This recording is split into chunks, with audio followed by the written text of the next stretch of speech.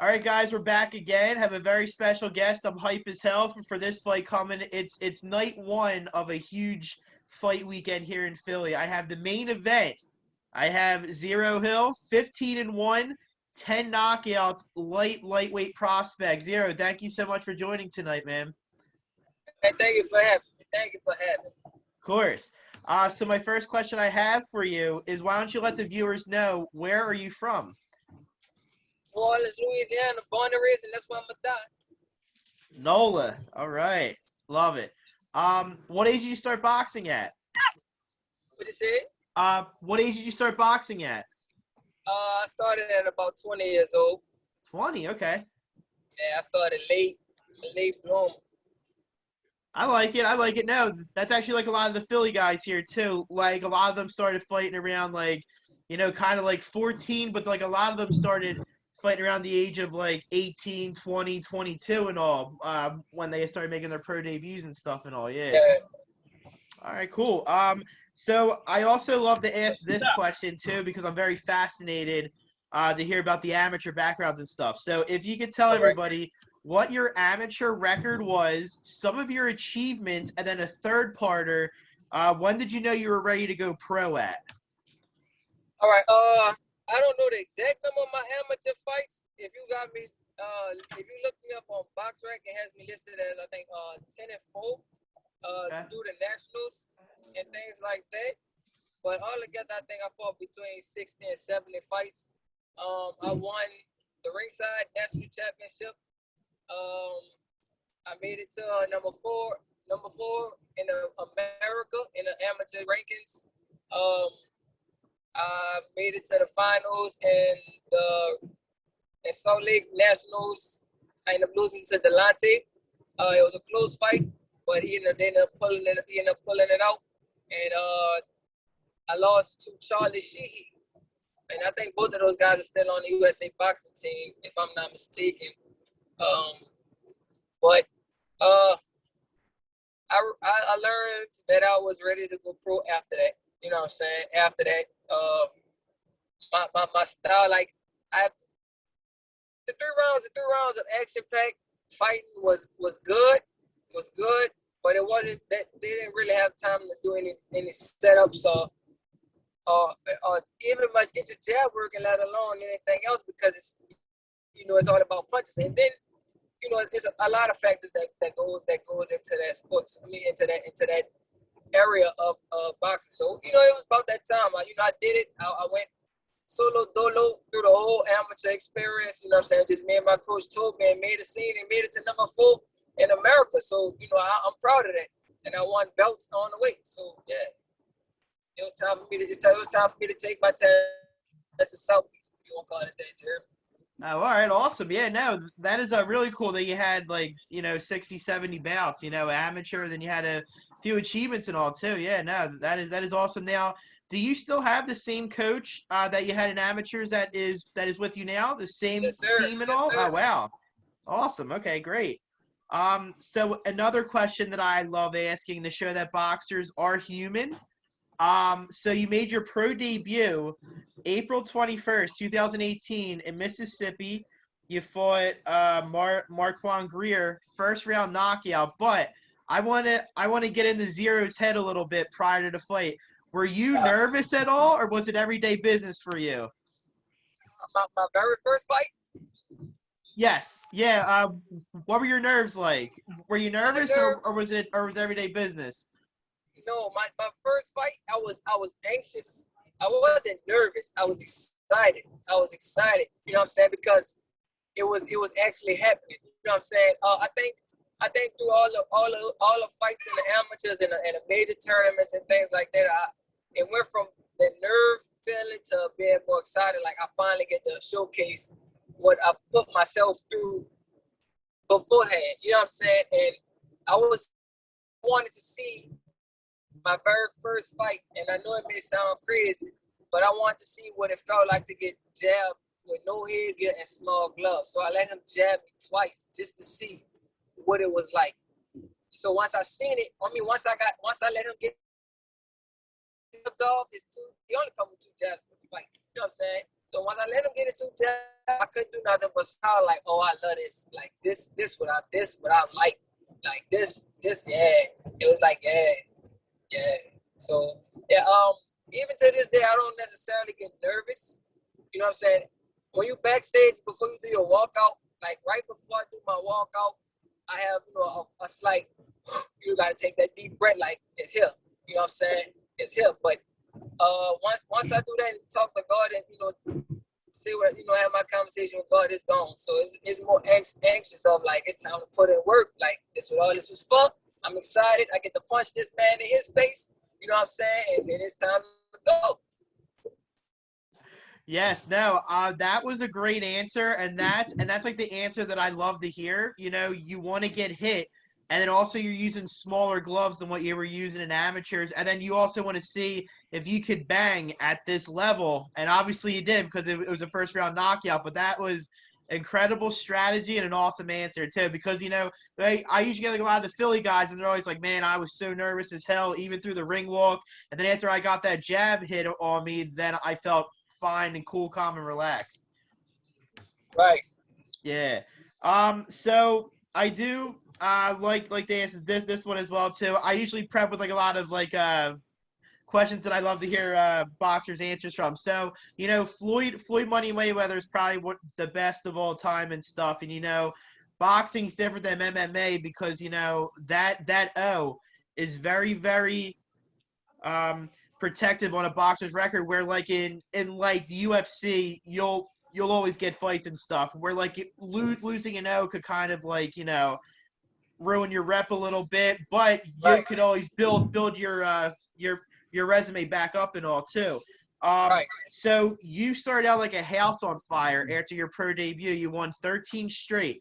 Did you feel any pressure fight after fight trying to keep your O, or were you just doing like everything you could to be the best boxer that you can possibly can be?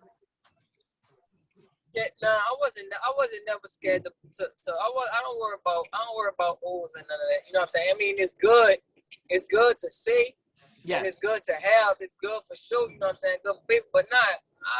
I'm a real fighter. Like I like this. I love this sport. So you know, if I'm going against somebody else who's willing to put their record up, you know what I'm saying? Then yeah, that makes even more of the excitement for me. But as far as like treating it as like, oh, this is a business and I need to keep my zero so I could make this money. No, I don't do this for the money. I mean, the money is wanted. Don't get me wrong.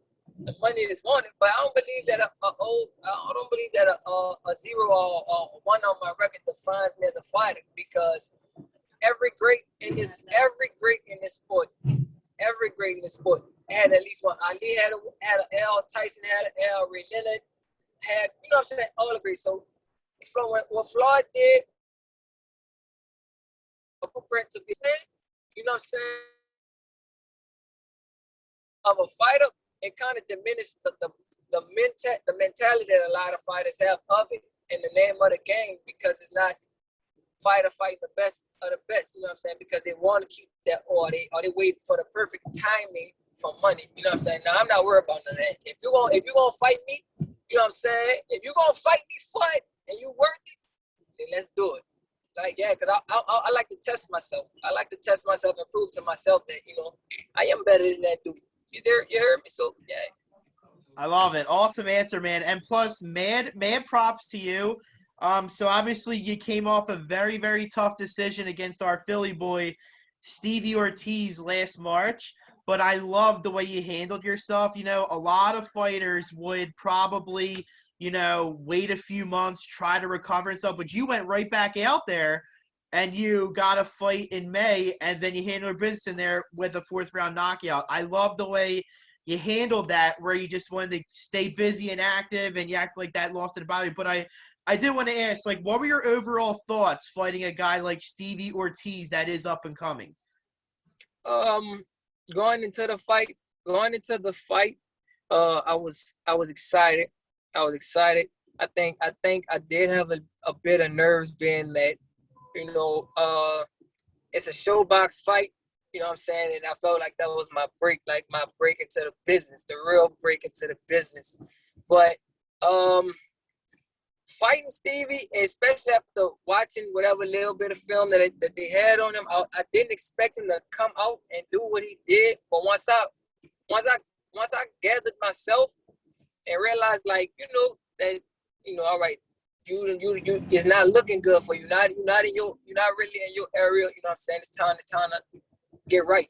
And I started seeing, then I seen all it was, it turned into a lot of clinching and stuff. I was like, okay, like, it is what it is. I felt I didn't agree with the unanimous decision, of course, but I take it for what it was.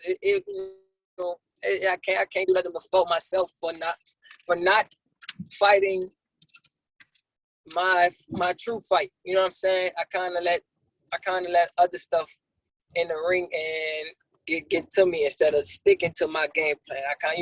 So I take that as a learning lesson, and it wasn't nothing. And you know what I'm saying? I'm not hurt. I wasn't hurt. I wasn't, injured or anything. So yeah, it's time. We got to get back to work. Time for me to get back to that drawing board like I was supposed to, and recollect myself, because I'm gonna end up meeting him again. And he gonna have to run me that back. You heard me? Yeah. And, like, I'm sure that he's going to see this after I make this comment, but I hope he doesn't feel some type of way. But, he did have a lot of, like, ring rust. He didn't look like the same Stevie, but Yua did make him pay when, like, he tried to get cute around, like, the third, fourth, and fifth round. When I was, like, watching the fight, he was, like, starting to act like he was, like, being laid back, where, like, it was, like, an 8 to 10 rounder that you were fighting. So Yeah. Yua did make him pay when he was trying to get lazy, though. Yeah. That fight was really a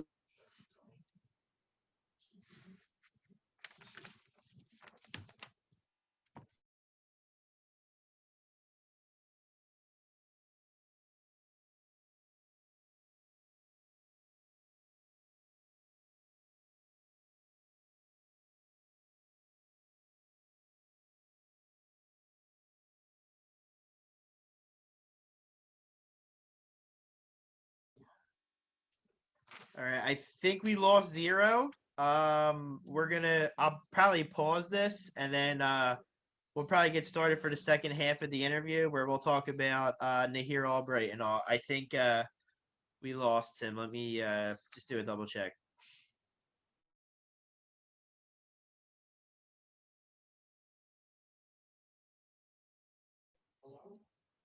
All right, there he is. What's up, man? It looks like you're on mute. I'm sorry, man. You good? All right. You walking inside. I know it's all good. You walking inside now. So but yeah, what I was saying was, it was a learning experience. It was a learning experience. You know what I'm saying? I didn't take it as no so nothing like that. I gave it to you know what I'm saying, to myself, that I beat myself by falling into his game plan. You see what I'm saying? Right. And he fought the best fight that was for him, because I noticed if, like you say, in the third round, he threw a right hand. He threw one of them lunging right hands. And I rolled it and caught him with an uppercut underneath to the stomach. Yeah. And it showed. He showed. And from there, he kind of got on his bike and things of the matter. And every time I pressed him, he couldn't do nothing but ramp up. You know what I'm saying? So it showed his cautiousness. He didn't want to get caught with nothing. You know what I'm saying? Of course. So now Zero. So after your fight, are you actually going to stay in town to watch the Ortiz and the Damon Allen Jr. fight? You know that. You are staying? Okay, cool. You know it. Let me tell you. When I found out we was on the same card, did you know how excited? Like, yes, I was. You hear me? I was like, I'm trying to watch my language while I'm on your show. Right. No. It's fine. You could curse. That's all fine. right. So I'm like fucking right. Steve better run that rematch, because he's ducking the dog. That's my son. And I love it. I'm telling you, the whole city. So we caught it. When we caught it, like, and I heard it, I'm like, oh, he the main event. So when it's over, I'm gonna talk my shit, because I want that back. And I'm gonna tell him. Because that Saturday is nice. That Saturday is on that Friday. I'm gone. I ain't gotta leave to that Sunday. Oh, right, boy, I'm perfect. gonna be there. And I hope he watches. You better perform. you better perform. Because if you lose, see, but you know this ain't about him. Fuck. Right. So this is the fourth time that fight was supposed to happen. So it was supposed to happen twice in Philly, and then it was supposed to be on the original Showbox card. And then when Damon fractured his hand, and you were the fill-in for that. So this is the fourth time that this fight was supposed to happen. But like I feel like it's going to be an insane fight, and I'm actually glad that you're going to stay, because this is like a this could be a rematch, or it also could be a fight against Damon Allen Jr., which would be awesome. Yeah, it's a huge fight. Like a big. This is a great opportunity for myself, I believe. You know what I'm saying? One, I never fought in Philly, so I never fought up north. Really? I never fought up north. The most I fought was in Connecticut. So, right. But I don't, you know, that's not the same as Philly or New York and nothing like that. You know what I'm saying? And then I'm excited because I get to showcase that, and I get to really see like y'all sportsman side, y'all gully come out. So yeah. So that also leads to my next question. So you are overly excited to finally fight up north in Philly. So, you know, you had a little run-in with literally almost all of the city on your Instagram live and in the comments and stuff. Now, how much fun does it make you being less than a month away of that fight, and then just adding more juice to it with all the banter and stuff on social media? Listen, fun ain't the word. You know how after somebody, like, you know, have whatever, like you get to prove, when you get to prove, you get to prove the whole. I'm not just proving this fighter or his cousin. I'm proving the whole city. I'm about to shut the whole city up and smile while I'm doing it. You dig what I'm saying? So yeah, it's going. This the hand I found with. You hear me? This the hand I found with. You can't tell me they don't get no better than this. Yeah. Because every other fight before that, didn't nobody do what y'all did. You see what I'm saying? Right. And then to see that he really had cool people coming after me, I said, "Oh, bitch, it's about to I know. No, it was pure entertainment the whole weekend. I was like, damn, like they're actually really coming at Zereaux and shit, man. That's crazy. It was so funny. So I feel like personally, I mean, I love Albright. He is a good fighter. But I feel like this is a huge test for him to fight somebody like you. And plus it's in his city, so that even adds more pressure. So like, what are your thoughts? Like have you seen any film on him at all, or do you just know that he's just 12-1 with 6 knockouts? He don't really have film or nothing really to study from. Like if I was to study. But the little bit that I've seen, I feel like good enough for me. You know what I'm saying? I feel like it's good enough for me to game plan or do what I have to do. You know what I'm saying? I don't take nobody for granted. You know what I'm saying? Because at the end of the day, anybody could change anything up. Right. But from what I did see, it's about to be it's gonna be a long night for boy. really, I'm trying. You know, I ain't gonna say too much, but let's say if he stay in it, it's gonna be a long night. But if not, I'm gonna make it short.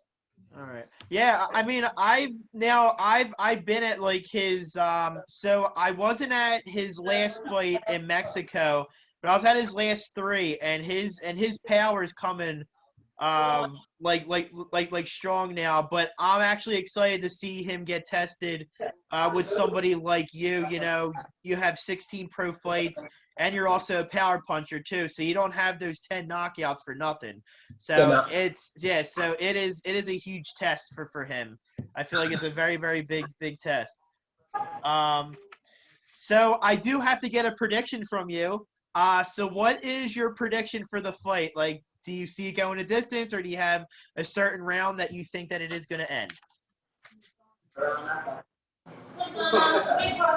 Man, you serious? Man, you serious? Listen, I'm gonna tell you, if he make it the distance, I salute to him. But he ain't winning. He just made it. He just made it. But honestly, we fighting 10, supposed to be 10. He lucky. Honestly, I see me stopping him between at the latest 6. At the latest 6. At the latest 6. Anytime from 1 to 6, he liable to get stopped. You know what I'm saying? All right. Yeah, I mean, that's a fair prediction right there. All right. So I do have to ask, how's that camp going, and also, what was it like to train with Loma? My camp good. You know what I'm saying? I actually, how I operate after my fight. There's no real break. There's no real break because it's not like I have a promoter or nothing to know when I have fight schedule. So I have to stay ready. I got the call from Steven, late notice. Like I have to stay ready for anything like that. You know what I'm saying? So I'm always training. It just so happened that this fight came along during the right time of me training with Loma. You know what I'm saying? And that camp, yeah, just know I was in the matrix. You hear me? Like I said, I was in the matrix, and I'm done now. I feel like Neo. You hear me? That's awesome. Yeah, no, and like I was telling you too, off camera, we did have a Philly fighter train with him too, and he said that his experience was awesome with Loma, because Loma's different. I mean, it's just it must have been a hell of a learning experience. Very. Training with. I haven't seen, or I haven't personally been in a ring with anybody as sharp, technically sound, and with major footwork and distancing as this man. Like I see why he's been the top for the longest. You know what I'm saying? I see why he do that. I see why he's been at. When I first got there, it's a fill up, but then you learn off the bat like this man literally was bred for this. Like you could, it's like some people just make dogs bred for whatever that particular thing that dog good at. Right. That's Loma. You heard me? Like, yes. Yeah. So being there for as long as I was there, definitely up my game, up my focus, up my mental. You know what I'm saying? Up my confidence, majorly. And shit, I feel like if I could land a punch on him. Who else got a chance to tell me no? Yeah, you hear me? So yeah, if I could get my props and respect from Lomachenko, which I'm very grateful for, I can't do nothing but kind of smell myself or beat my chest. It's not being cocky. I appreciate that because it's Loma. Like we seen him obliterate top quality fighters. You know what I'm saying? We seen him just make fools of people, and you know what I'm saying. And I earned his respect as a fighter, not as a man. You know what I mean? Well, as a man, but as a fighter in that ring, I earned his respect. I'm gonna take that. I'm proud of that. That's awesome. Of course, and that's like memories for like a lifetime too. And you learned a whole lot of stuff from him because he's obviously a gold medalist and stuff, and all of his accomplishments in his whole boxing career is incredible. It's crazy. Yeah, to watch him in the ring, not just with me, but other people, to feel his presence, and then you get to see how he works on the bag and things like that. Oh, I stole some stuff. As far as his technique, I had to pin and grab and the thing. You know that. Yeah, that's what makes a fighter. Yeah, definitely. You know that. Yeah, I plan on sticking to and showing in my camp, working what I took, and then when it's time to showcase it to the best of 4 degree. You heard me? All right. Yeah. So my last boxing question I have before we get into the fun ones. Let's go. So I always ask this to the Philly guys when I had them on the podcast, like the current top 5 Philly fighters in the city who they have. So I want to ask the top 5 fighters in your city, and I'm going to write them down so I could keep track of them. So who are the top 5 boxers right now in your city? Me, Sean Hemphill, Jonathan Montreal, Marcus McDaniel, me, Sean, Mark, John Boy, Marcus, and 5. In my city or Yes. am I just in my general area? So you can say in your general area, yeah. All right. Well, if that's the case, man, that's still a good one because we still have Mason Menard. We still have right now well, let me say this. Me, Sean, Eric Walker, Babyface. Okay. Yeah. John Boy buzzing right now. And Marcus just signed with AB, so that's big. He fought in Madison Square Garden. Yeah, he fought in Madison Square Garden. So we have a lot of people. That top 5 is pretty much hard because a lot of people pushing, a lot of people grinding, a lot of people pushing and grinding. So yeah. All right, cool, awesome. Yeah, I took notes, so I'm gonna be looking them up and stuff and seeing all kinds of film on them. Okay, cool. Thank you for that. Appreciate that. Oh, be on the lookout for my boy. I'm sorry. Be on the lookout for my boy. Even though his record on paper, like you said, this goes to the business thing, may seem like he's a journeyman or whatever. Be on the lookout for my dude, Juan Centeno. He just won an ABF belt. Shout out my dude, Juan, you know what I'm saying? From Nicaragua. He fought at 126. That dude is a soldier. Okay. Yeah. So there's a lot of fighters from New Orleans who out here getting it, and grinding and trying to make their staple in their name. You know what I'm saying? And of course, I ain't think I had to say it, but you won't call it, then we gonna call it. Of course, Regis Prograis, so you know that. Like, even though you know what I'm saying. So yeah. Love it. All right, so here's some of my fun questions I have. So obviously you've never had a Philly cheesesteak. So are you looking forward to trying one the weekend of the 23rd? Yeah, I want a real one. One. You know, we got a restaurant here called Philly's, but it ain't made by no no Philly cheesesteak. It's the truth though. It's the truth. I fuck with it. I love it. All right. Yeah, no, maybe after your fight or Saturday night, we'll go to not a tourist spot, but an actual good cheesesteak one, and I'll show you what the cheesesteaks are all about and stuff. So sound good to me. And I heard it be greasy, so I'm expecting that that. Oh yeah. Yeah, I'm expecting that real work. Yeah, so like we do either like American cheese, provolone, and we also have the yellow cheese. It's called cheese whiz. It actually might be your favorite cheese after the cheesesteak. Yeah, it's really good. It's like all like yellowy and like it's like drenched on the cheesesteak and all. It's really, really good. It's also good with cheese fries too. So like nacho cheese. You talking about like nacho cheese? Yes, yeah.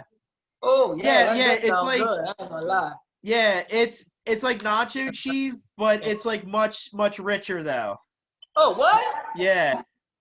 What's on my So come on, I'm listening. I'm ready. I'm ready for all your answers, your questions. All right. So my next one is, if someone was able to play you in a movie about your life and your boxing career, what current movie actor would you want to play you? Keith. You already said. You said if somebody can play me. If somebody made a movie about my life, what actor would I get to play me in my movie? That's a fire question. That's a great question. I don't know nobody, huh? That can play me? Yes. It got.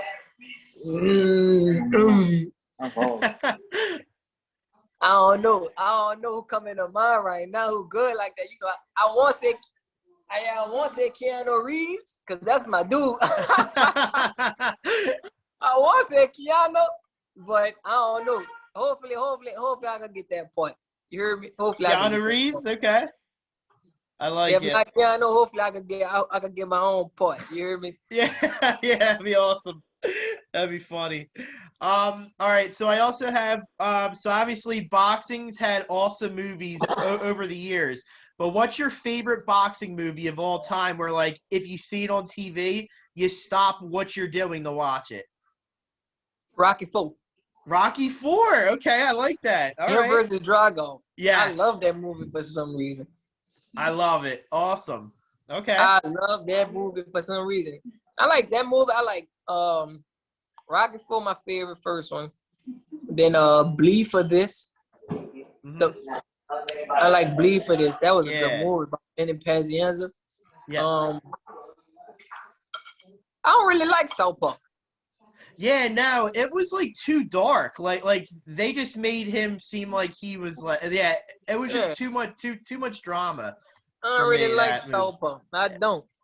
Yeah, also another good movie. I'm sure you've seen it.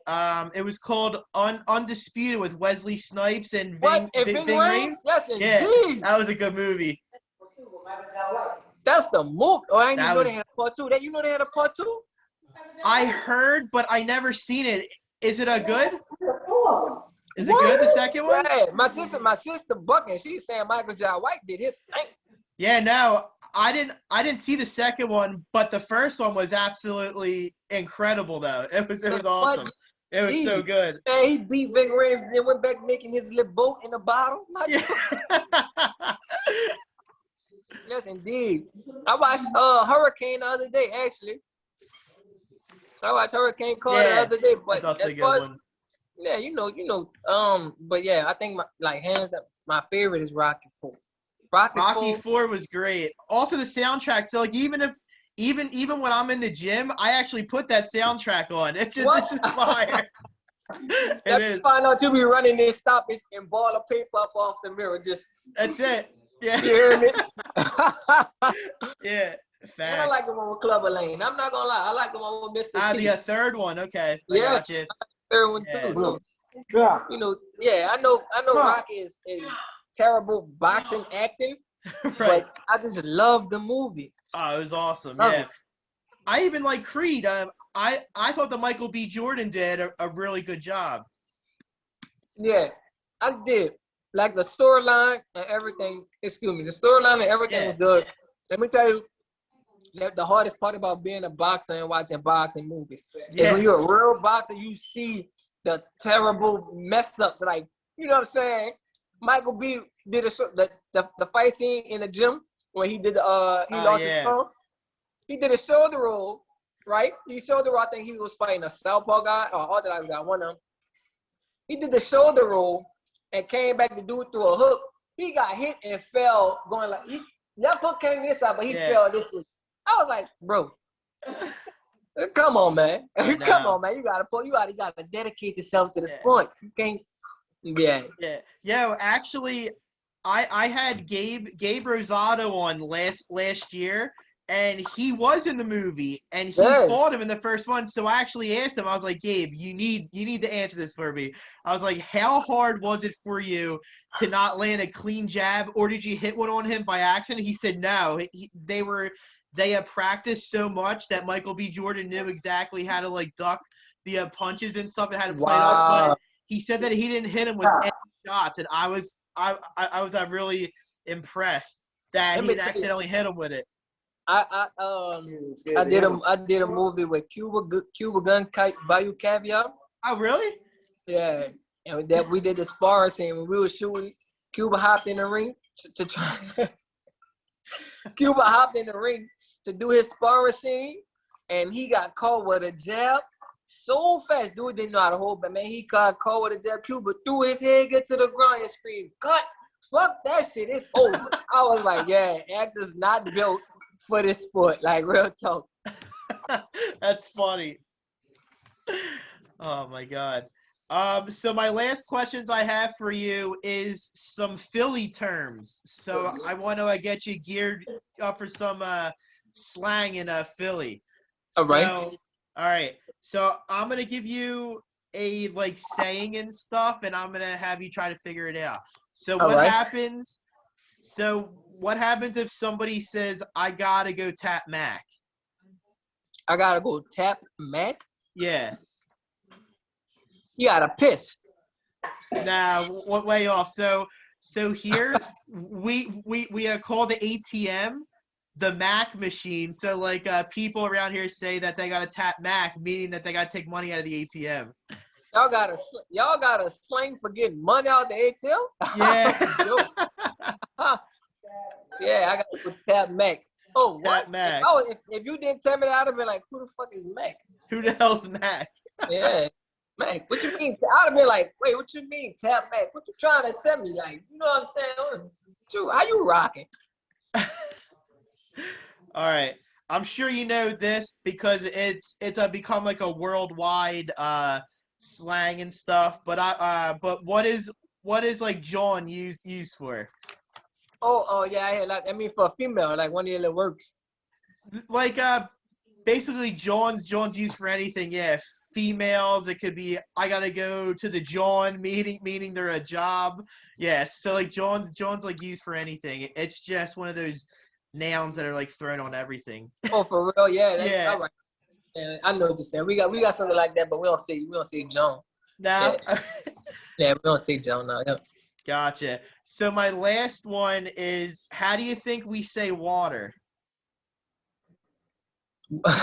Water. Yeah, water. Like water. Like Water. Yeah. It's like wood, and then you add the er at the end. Water. yeah, y'all listen, y'all.